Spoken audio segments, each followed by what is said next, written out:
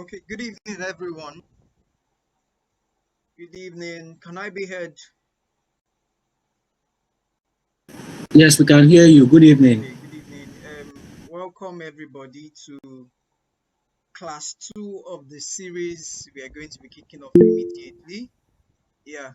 Um, I hope we are seated with our pens and jotters because we'll be learning. We'll be moving up, taking it up the notch. Okay. I crave everybody's indulgence to mute their mics except when it is necessary to speak. All right, so once again, I welcome you to Nexus Research Academy. I'll be reading our brief write up just in case this is your first class.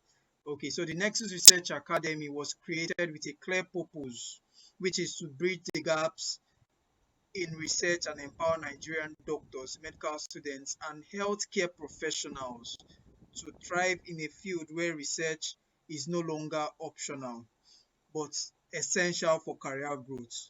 For many, the journey from a single idea to a published paper feels overwhelming, right? It literally feels overwhelming, complex, or out of reach. And this is exactly the problem we are here to solve. So over the coming weeks, just like we did on today is Wednesday, just like we did on Saturday, where we took you through the overview of the entire system, like from getting the topic to the end. Dr. Okpara did a very nice job there. So over the coming weeks, we'll walk with you step by step, providing clear guidance, practical templates, and real-time support to help you plan, execute, and publish meaningful research. Yeah, so with a strong commitment to excellence and innovation, Nexus Research Academy exists to raise confident researchers, individuals equipped to produce impactful results and push the boundaries of knowledge in their respective fields. So that being said, I would introduce myself. My name is Dr. Divine Ewim, and I am the Deputy Director of this Research Academy. We're hoping that over the coming years, we'll expand our tentacles and, we'll be bigger than this, right? So, without wasting further time, I know I sent mails to our mails, right? I'll be reading the profile of our speaker today. Um, our speaker today is Dr. Obianuju Muoghallu. She is the director of this academy. So, Dr. Obianuju Muoghallu is a medical doctor and an early career researcher who is dedicated to making research skills accessible. Her career is marked by clinical excellence and impactful contributions to the field of medicine. She earned her medical degree from Koyu Chukwemeka Odumegwu Ojukwu University Teaching Hospital. Please, if you are from Koyu, can you make some noise in the house? Yeah, that's my school also. So she earned a medical degree from Koyut in 2023, graduating. Yeah, I can see you graduating with multiple distinctions, right? She had the ones I can recall. She had a distinction in pathology, chemical pathology, surgery, and many more, right? So she's a mama of distinction and currently practices as a physician while actively engaging in research. Dr. Obianuju serves as the Executive Director of Nexus Research Academy and has authored 9 peer-reviewed publications in high-impact journals, with additional works in progress and under and some are under peer review. Her commitment to research was recognized when she presented one of her papers in Nairobi, Kenya last year, earning the Research Healthcare Excellence Award at her facility. Beyond her professional pursuits, she enjoys music, good food, and basketball. We are excited to have her share her insight and expertise with us. Right. So that being said, we'll just get right into the class. I hope that you're writing materials.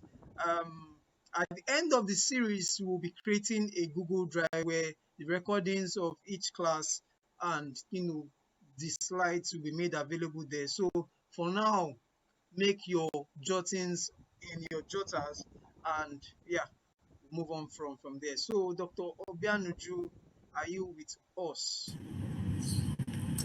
Yes, I am. Thank you so much, Dr. Divine. Thank you all for being here again with us. It shows that you love the first session and you want to continue with us. And I'm grateful for you all for being here. I will tell you to pay close attention because you're going to learn a lot from the series. And, we're always here to help you with your publication journey. So I'll just start immediately. I think Dr. Divine will project my slide. All right. So my topic today is, this is a 45-minute lecture, by the way. So we're going to try and speed up while, distributing and sharing knowledge as well. So the topic today is how to find feasible research question and literature searching skills. All right, so I'll just wait for Dr. Divine to.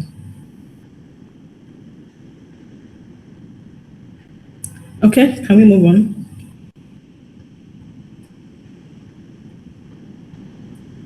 All right, so the objectives of this lecture today is I expect that at the end of this class, we'll be able to understand what makes a research question feasible. We'll be able to differentiate between a topic, a problem, and a research question. We'll be able to develop strong, focused research questions, and we'll be able to learn practical literature searching skills. Okay?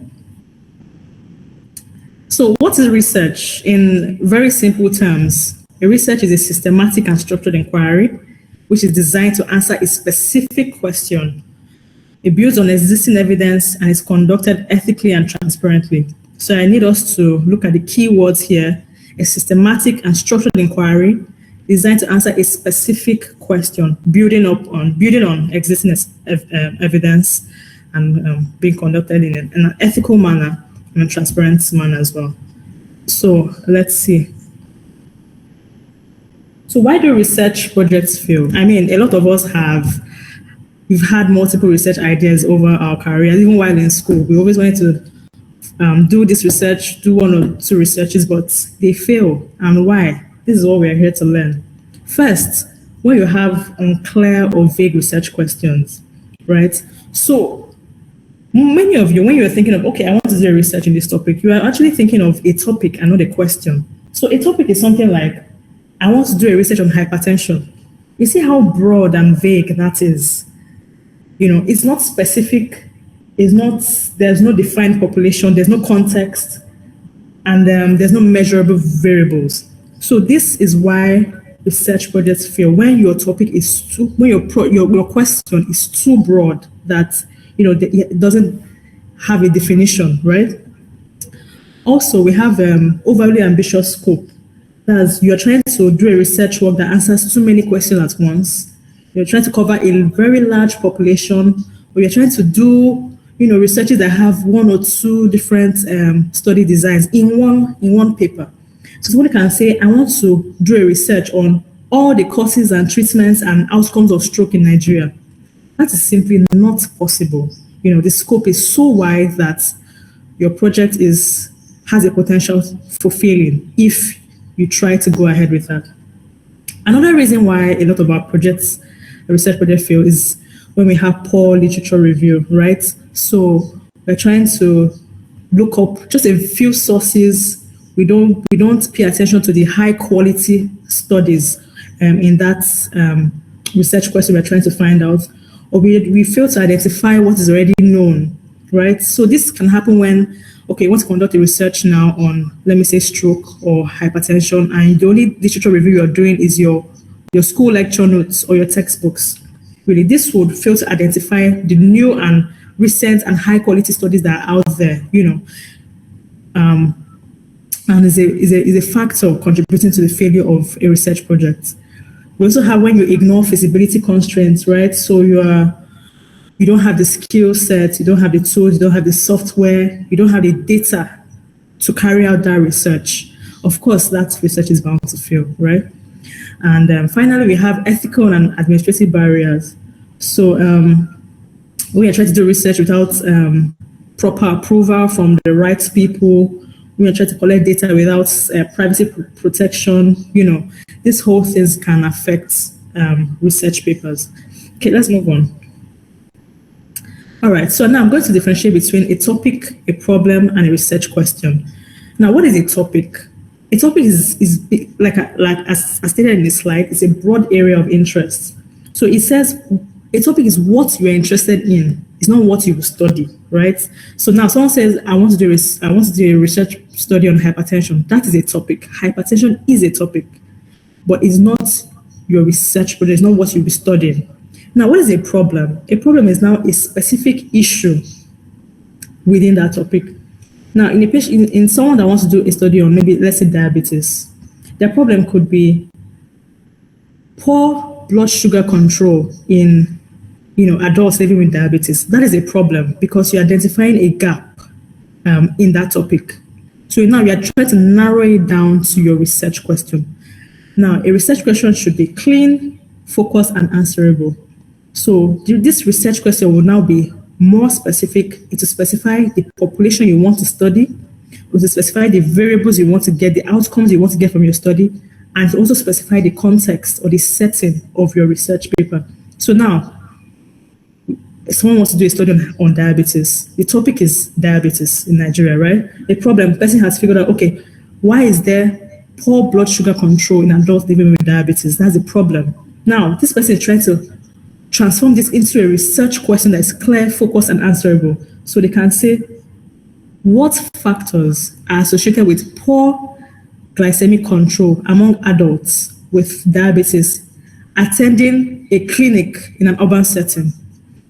I want you all to listen and see how specific this question is and answerable this question is. Because now we are now focused, you have a population, an adult, adults attending a specific clinic, you have a population, you have a context, an urban setting, you have the problem, poor glycemic control in these adults, and what factors contribute to this poor glycemic control. I really hope you're all following. If you're following, please just send an emoji or something, so I know you are following. All right. Could we move on? All right, so you just see, yeah. So let's talk about the characteristics of a good research question. Like I said earlier, it must be clear and specific. So you must use precise language, avoid using vague terms. Everything needs to be precise and specific so that someone who is reading it understands immediately what you're trying to study, right? So we can, let's say you have a question like, how does this treatment affect patients? It is vague, right? What treatment? What kind of patient are you talking about? It is very vague and unclear. So how you can transform this statement to be more specific, you can say, how does early physiotherapy affect the length of hospital stay among stroke patients? Do you understand how specific this is, right? You cannot just say, how does this treatment affect this? It is unclear, and not specific. The next is, it must be researchable. Look, there are a lot of things that, are difficult to research, but with data, there should be some answers. So you need to, when you're developing a research topic, you need to be sure that with data gotten from, questionnaires, surveys, interviews, that this data can actually answer this question, right? So I want to give you an example. Someone asking, is pain unbearable? Is this a researchable topic? Is there data that can actually answer if pain is unbearable? It is very vague, it is broad, and it doesn't, the data that you will get, what kind of data will you actually get to answer this question? But now when I transform this question into what factors are associated with pain severity scores among post-operative patients? Do you understand? I can actually get data from the patient, from post-op patients, to answer my question. That's what I'm trying to say. Another thing, of course, which we all know, it must be relevant to society and science, of course, and it must be ethical and feasible as well. So let's move on so that we, because of time. So now here I highlighted weak versus strong research questions. So a weak question will be broad, too vague, it will be impossible to measure. So let me just give an example of a weak research question. What causes hypertension? You can see how from what I've explained so far, how weak, and unanswerable this question is, right? Or someone wants to do a study on poverty. What causes poverty? Or what is the impact of social media? These are very weak research questions. Now, to transform them into focused and measurable with context-specific questions, we can say for social media, the question on what's the impact of social media, we can transform it into something like, how does daily social media use relate to academic performance among first-year university students? You understand? So this is a very strong research question. It focuses on one main issue. It's clear. It's answerable because with data you can answer this question. It is context specific, and of course the person who comes up with these research questions should have resources that align with this, right? You should have the available resources to actually conduct this research work. Okay, let's move on. So, what is research feasibility, right? This just tells us that a feasible study just tells us that this research paper can be achievable with the given time, with the given data, with the given skills, resources, and ethical approval. So, when you're coming up with the research work, think of these factors. Time. Can I deal with it so time? Can I have access to the data to contribute to this work? Do I have the skills needed for this research work? Do I have the proper ethical approval from the right sources? And do I have the resources, the software, the manpower to do this research work? This is what you think of when you develop a context-specific research question. Okay? Let's move on. Now, time feasibility, of course, like I mentioned earlier, the available duration for the projects. You need to, be sure that you can, complete your literature review, your data collection, analysis, writing, and submission within the time limit. It is very important that you have a time duration for a project. Let me tell you, if you have a project and you're working on it without a time, duration, that paper is bound to fail because you don't have, a duration with where you have planned your outcome with.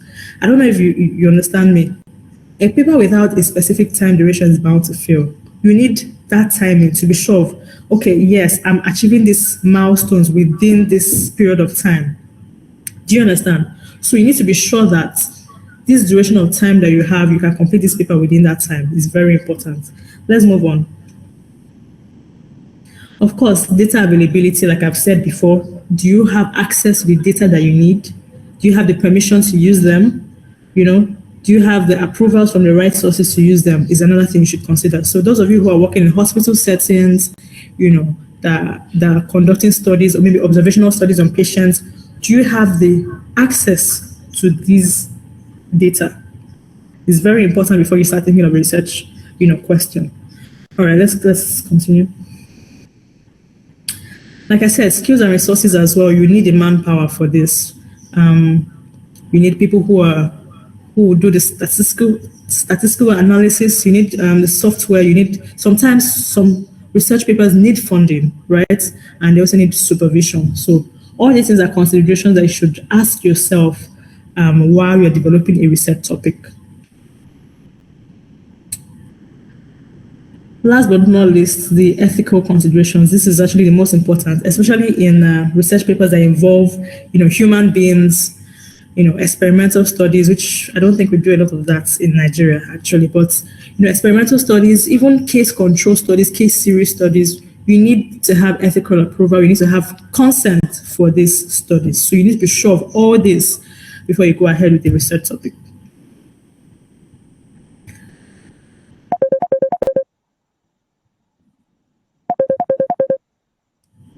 Okay. So I've said all this before. So when you want to assess if your research question is feasible, you can say, okay, now this is my topic. Can I finish this on time? Do I have access to the data needed for this study? Do I have the required skills? Do I have the support? Can I get ethical approval for this? These are things you keep in mind. I hope I'm not too fast. Please, if I'm not too fast, send an emoji, please, or the reactions.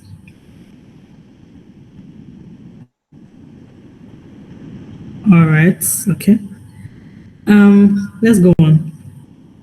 So I've mentioned how we come up with a research question. You start broad, right? Your broad is your topic. I told you the topic is the broad, interests. Then you start to identify the problem, you try to narrow the population and the setting, and then define the outcome as well. So this is how research topics are brought about. Strong research topics are brought about. All right, let's move on. So this is an example that I just gave so that we follow. Now, we have an interest in mental health. We want to do a research project on mental health, right? Now, you've identified that your topic is mental health. Now, what do I want to actually research on in the topic of mental health? Now, you've identified a problem, burnout. Burnout is a big problem, for people. For people with burnout causes a lot of mental health disturbances and stuff like that. So you've identified a problem, which is burnout. Now you're looking for a population. Try to narrow it further. What population do I want to study this on? You've identified the medical students. Now, what is my question? What is my context-specific question for the topic of burnout in medical students? Factors associated with burnout, right? So this is just an example of you trying to narrow, your topic, make it more specific, define the population, define the variables, define the outcome to develop a strong research topic. All right.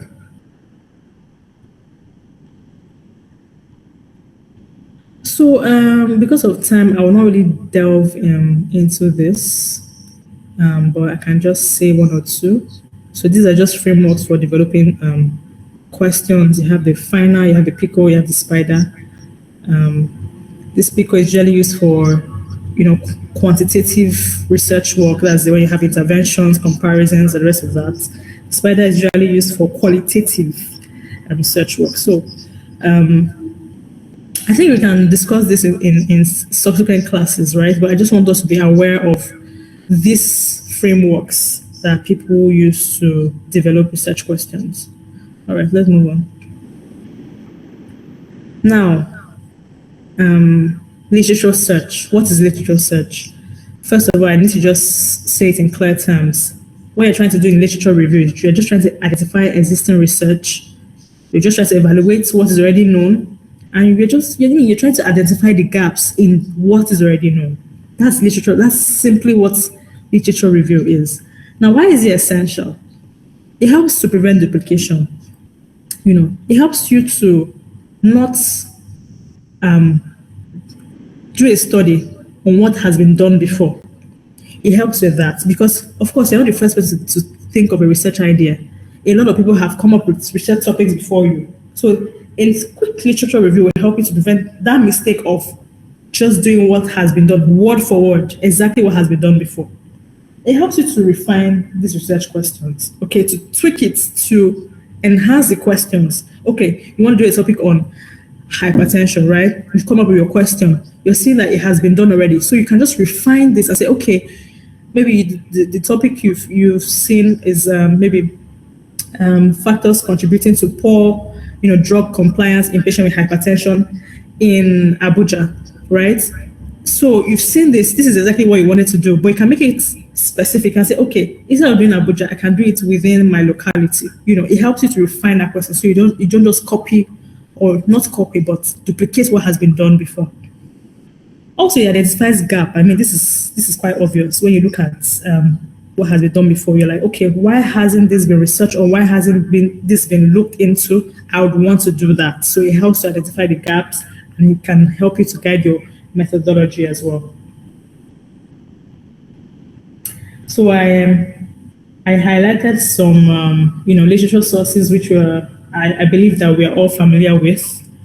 You have Google Scholar, which is very popular. You have the PubMed, you have Scopus, Also, you can have your institutional repositories, like your libraries in school, where they have all research work that have been done by academic staff. So these are where you can actually get sources for literature review. Now, I'm just going to take us to a quick basic way of literature searching skills. Okay, give me one moment.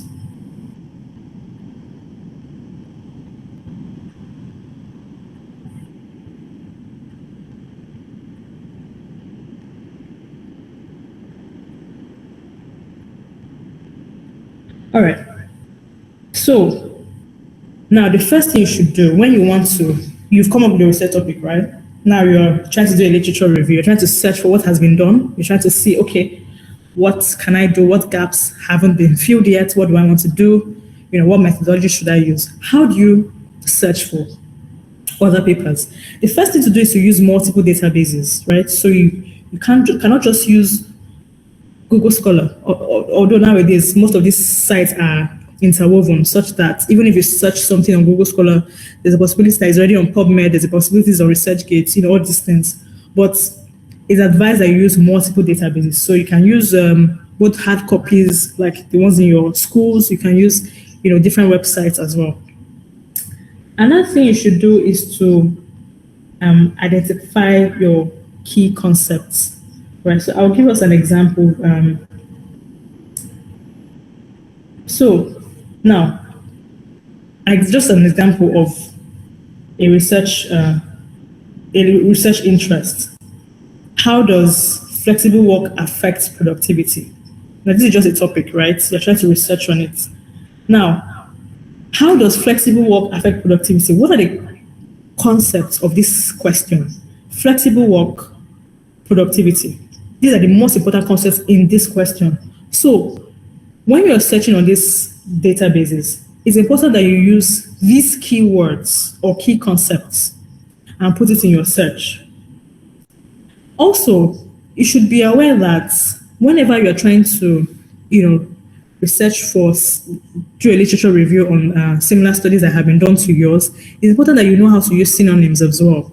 So someone who is doing a study and maybe diabetes, saying poor glycemic control, right?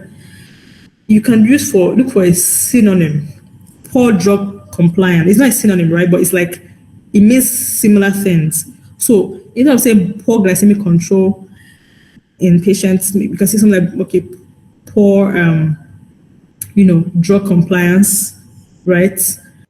This mean the same thing, but it's not using the same words because studies would have been done, but not using the exact wording that you want. So it's important that you broaden your scope.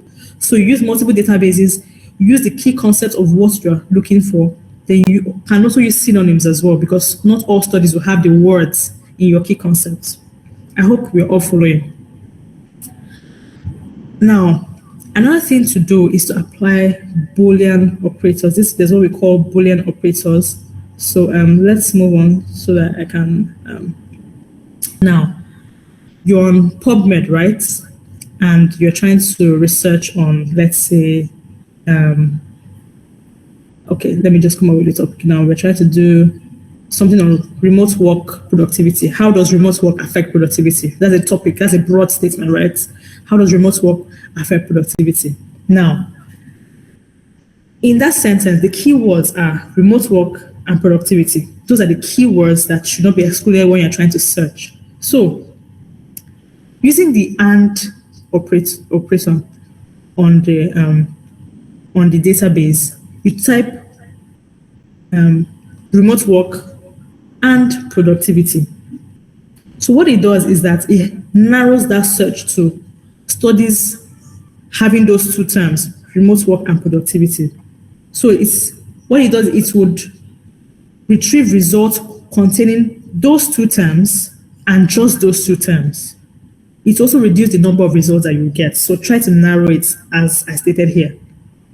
Now, if you're looking for something to broaden your search, you can use the OR operator. So instead of research, remote work and productivity, it's now remote work instead of remote work and productivity, it's now remote work or productivity. Now, we are now widening the scope of the search, right? So what it does is to retrieve results that contain any of the two terms. And this can also help in helpful for synonyms, or related concepts. So if you are, trying to search topics and you're trying to broaden your search, the or operator is what you'd use. Now, the not, what it does is to remove unwanted topics. Now, I'm still using these two words, remote work, productivity, right? So if you're searching remote work, not productivity, what it does is that any study that has both remote work and productivity is removed, is excluded. So what you are now left with is the studies with just remote work that as their key concepts, excluding productivity. Do we understand? Yes. Are we following? Yes, ma'am. Send your reactions. Let me see. Good. Okay. Let's move on. So this is a simple, I just gave an example here. The previous topic on mental health with the topic of burnout, that was a problem. So to narrow our search, I use the and, burnout and medical students, right? So it just gives studies with these two key concepts, excluding other studies, right? Now the second, if you can see, I actually broadened the search, then narrowed it. So I'm looking for studies with the key concepts of burnout and stress, right? Any topic that has that in general. Then I narrowed that to include medical students. So you can have a study that's on burnout in medical students. You can have a study that's on stress in medical students in this study. So I just wanted to, after this lecture, because this is going to be a short lecture, right? We'll not have a lot of time to delve into this, but I think we can go back and look at this Boolean operators and see the wonders they will do to help you, locate or retrieve studies that are relevant to your research topic. Okay, let's move on.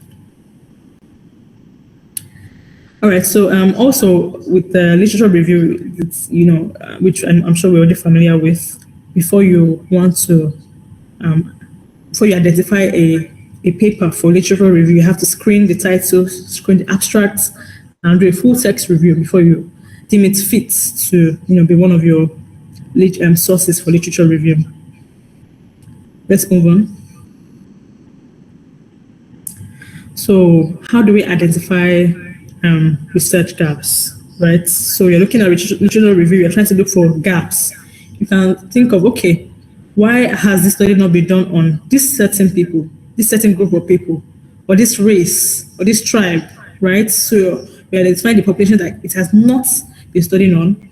You are looking at research work that has been done a long time ago with evidence that's already outdated. So you're trying to come up with something more novel and new. Or you have studies that have conflicting results, right? So you're just trying to know, okay, one study is saying this, one study is saying that. Can I do something that, that would give me results from a different perspective, right?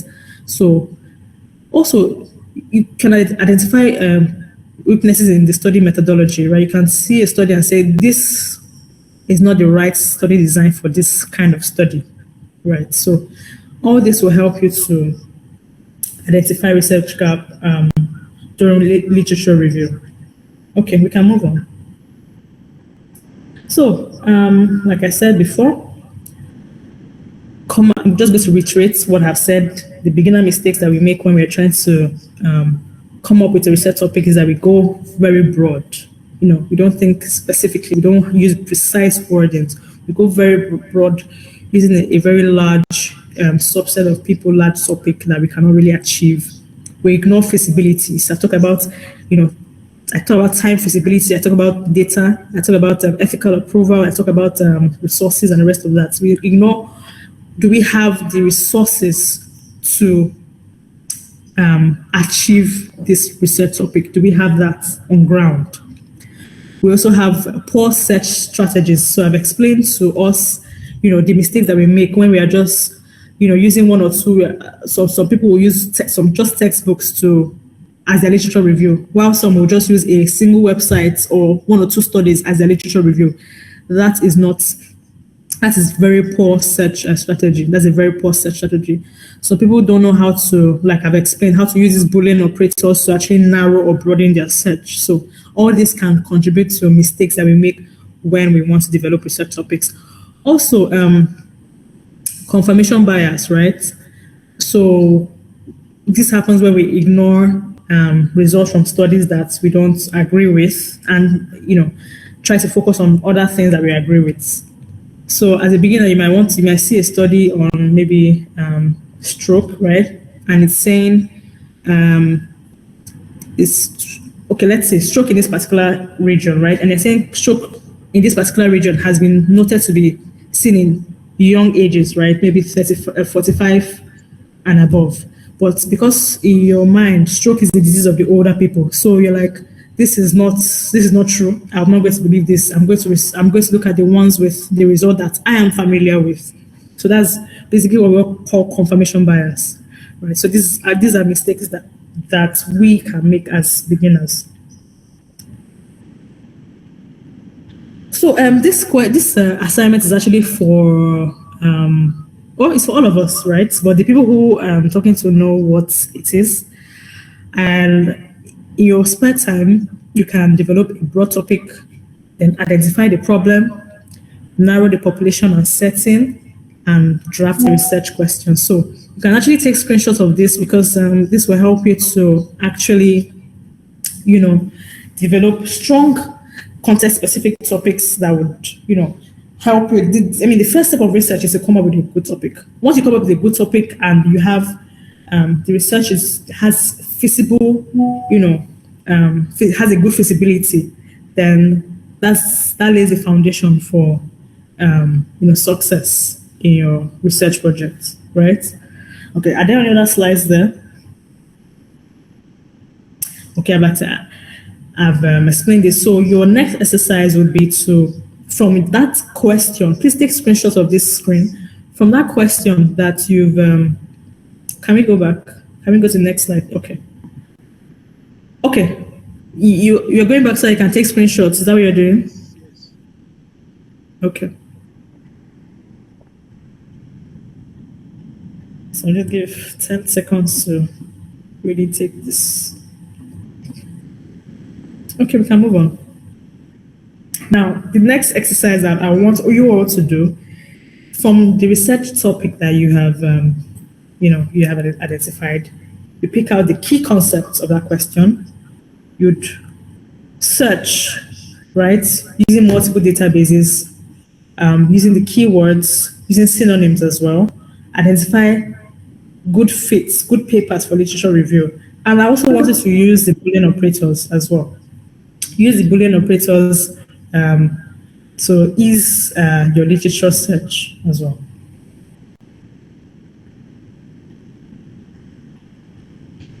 Yeah, this is something we can do, but we don't have enough time. But I just wanted us to do something.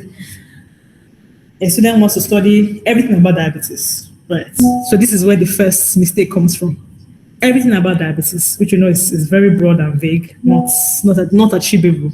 So this will be done on your own terms. You can, just figure out why this is not feasible, and you can refine it into something that's feasible using what I have said so far in the class. Okay, let's move on. All right, so the key takeaways from this class, I hope we've all gotten that, is that good research starts with good questions. That's the foundation of a good research work. Feasibility also determines success. Literature is a core skill. Literature search is a core skill, and practice improves research quality. So, is there any other thing? Oh, thank you. Let's go to the last slide. Okay. All right. Okay. Thank you, guys. I'm done with my class. If you have any questions, we can go ahead with that. Okay, so we'll be taking questions now. Please, if you have a question, you can raise up your hand. We have limited time.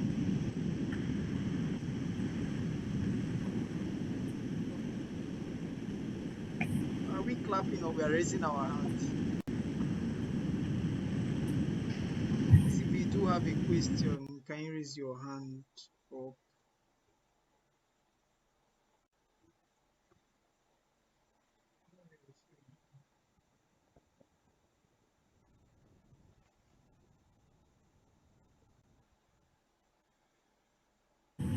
No questions.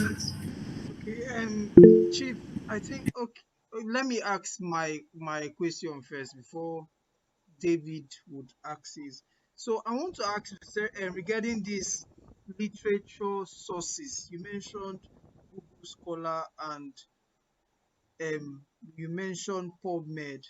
Okay, um, Dr. Alex, I saw your question. I think we would address that. Seems like we would make the what's it called, the Google Drive available before the end of the class. So let's be watching. So my question is this. You know, I mm, I just figured out now that I've been doing the wrong thing. So I usually search on just normal Chrome and it brings up the sources. My question is this: for PubMed, for instance, sometimes they might require you to register or log in. I don't know. Is there a way around that, or I just need to log in and then search? I don't know how you can clarify that. Sometimes we are not really clear about using those sites. Google Scholar, PubMed. I don't know. Okay, with Google Scholar, I know it's free. It's a free site, so you don't have to necessarily register to search, but it helps to register. Actually, you have more access, more permissions, for searching. The thing with sites like PubMed, ResearchGate, and rest of that, they're actually designed for academics. So people who have like academic affiliations to institutions who regularly conduct research. So that's actually a bit of a challenge for medical students and medical doctors who do not have all this. But there are still sites like Google Scholar that can help you search for topics without having to log in. So that I don't think that should be a problem. Okay, thank you very much. Please, David, can you go ahead before read the two topics that are on the chat? Okay, good evening, everyone. Good evening, ma'am. Thank you for this lecture. I think I learned a lot today. So my question is, sometimes we are searching, like, you want to access some papers. There are some papers that you have to pay before you access those information. So sometimes if you are analyzing like a literature review, like how do you now get that kind of information from that kind of paper? Since maybe you don't have the financial capacity to actually like buy those papers. So that's my question. Okay, thank you, David. That is actually a barrier for a lot of us, me included, because those fees can be expensive, and that usually happens when people publish in closed access papers, so you have to pay to view those papers. I personally would advise you at the stage of your career, at the stage, I mean, at the state of your finances as well, to do what you can carry. Okay, so if you have to pay for a paper, I suggest you can just look for alternatives. Okay, Dr. Kekocha Martins asks, good evening. Please, can you go over how to use the Boolean operator for your keywords? Mark, can you in 2 minutes talk to us about Okay, that? let's do that. Could we go back to the slide, or is that necessary?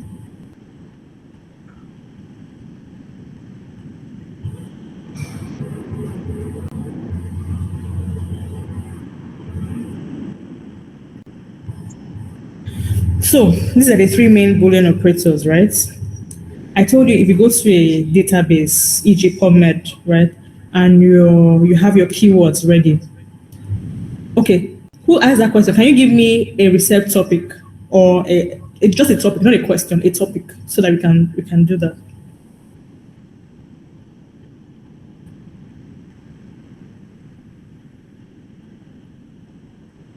Diabetes. That's not it. Okay. Okay. Maybe he wants to say diabetes in elderly. Diabetes in the elderly in Nigeria. What are the key core concepts of this statement? Diabetes, elderly, Nigeria, right? Now, you've taken those three. We want to search to find similar topics that have been done on that topic.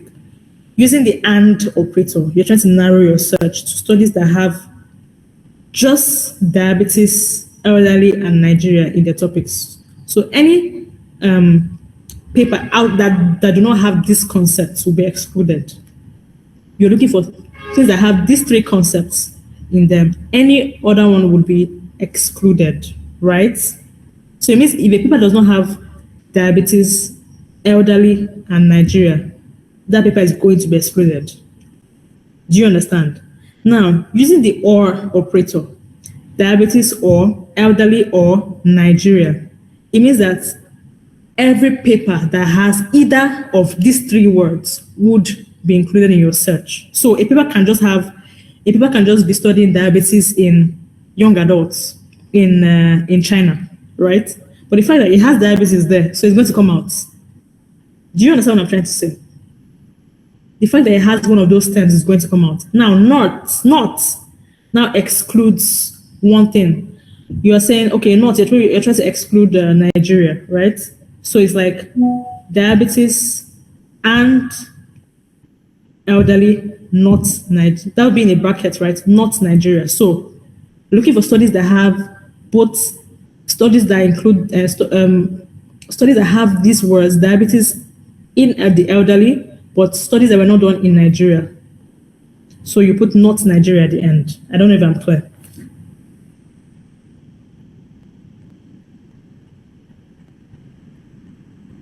Yes, I think you're clear enough. Right? There's another question. He said, please, at least how many research papers are needed for a literature review? Chief, did you get a question? Yes, I did. There's no specific number. There's no number per se, but it's good to have, personally, if you're doing a proper literature review, more than 10 papers. It shows that you research extensively. And these papers must be high quality papers, not just, anyhow papers. High quality studies, more than 10. For me personally, it's not a cutoff. There's no cutoff for it, right? But it shows that you've researched extensively, you've identified various gaps, various problems from these 10 studies, and you're trying to build that in your paper. So when I write papers, my references should be, for me, is more than 10. So I know that I have done my work into, literature review for that paper.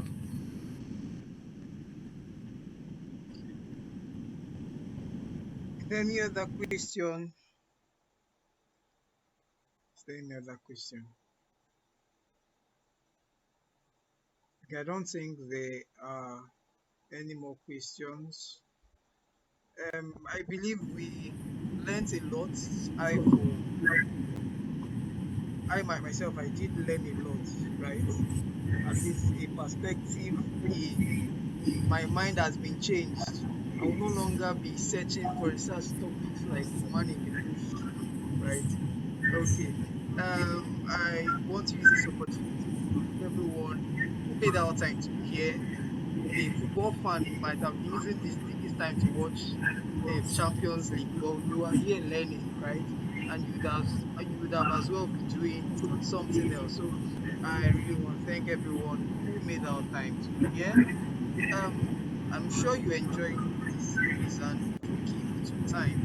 We even closed earlier than what we planned. So yeah, see you in the next class. I remain Dr. Divine Obianuju. Thank you, Dr. Obianuju, for the lesson. Very, very grateful. God bless you. God keep you and keep you. Yeah. All right. Amen. Thank you all for coming. I would love to see you in the next class on Saturday by 8 p.m. Thank you.